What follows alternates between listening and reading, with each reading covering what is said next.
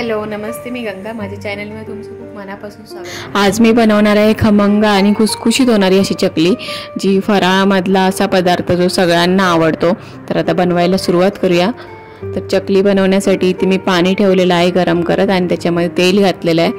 तर एक 3 वाट्या पाणी ठेवलेलं आहे आणि त्याच्यामध्ये पाऊण वाटी होईल एवढं तेल घातलेलं आहे. तर हे आपल्याला चांगली याला उकळी काढून घ्यायची आहे.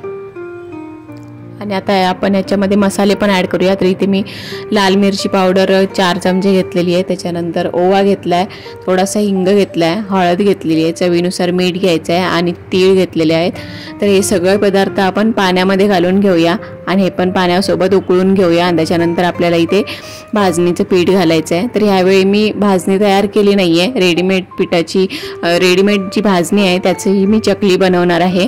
तर इथे आता आपण हे पीठ थोडं थोडं करून घालून घेऊया. आणि इथे 1 किलो पीठ घेतलेलं आहे मी.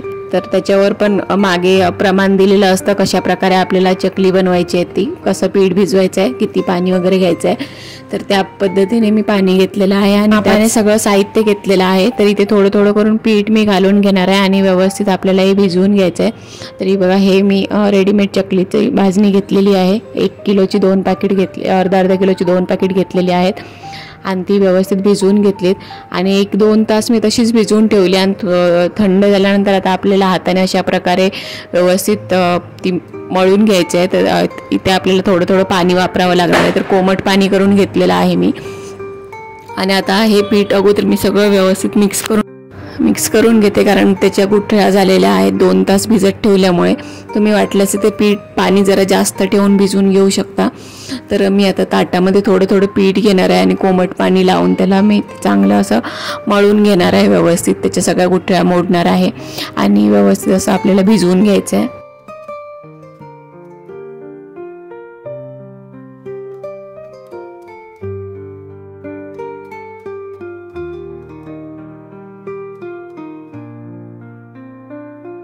अशा प्रकारे मी पीठ भिजवून घेतलेलं आहे सगळं. आणि आता आपण चकली बनवायला घेऊया. तर चकलीच्या भांड्याला मी तेल लावून घेतलं आहे आतून आणि हे आता पीठ जे मळलेलं आहे ते आतमध्ये व्यवस्थित घालून घेते. एकदम घट्ट ठेवायचं नाही आहे किंवा एकदम पातळ पण आपल्याला एकदम मऊसूत करायचं नाही आहे, मीडियम असं ठेवायचं आहे आणि त्याची चकली गाळून घ्यायची आहे. तर आता आपण याची चकली गाळून घेऊया. तर हे बघा, अशा प्रकारे मी चकली गाळून घेतलेली आहेत आणि तेल पण आपलं गरम झालेलं आहे. तर चेक करूया अगोदर आणि नंतर मग हे बघा तेल गरम झालेलं आहे. तर आता मी चकली ही तेलामध्ये सोडते आणि याचा गॅस आपल्याला कमी जास्त करत राहायचं नाही आहे. एक मीडियम किंवा जरासा असा मोठा गॅस ठेवूनच त्याच्यावर चकली भाजायची आहे. स्लो गॅसवर भाजायची नाही आहे, नाहीतर मग खूप तेल जातं आतमध्ये, तेल राहतं आतमध्ये चकलीमध्ये आणि ती नरम पडतात.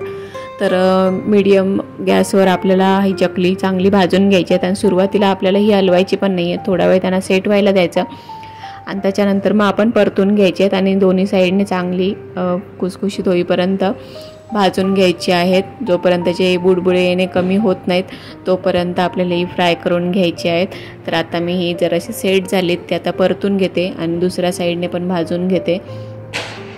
गॅस कमी जास्त करत राहिल्यावर पण चकली व्यवस्थित भाजली जात नाहीत किंवा ती कडक होतात, नाही तर मग नरम राहतात. तर आता आपली चकली बघा छान अशी व्यवस्थित भाजली गेली आहेत. आता मी ही काढून घेते आणि अशाच प्रकारे सगळी चकली आपण भाजून घेऊया.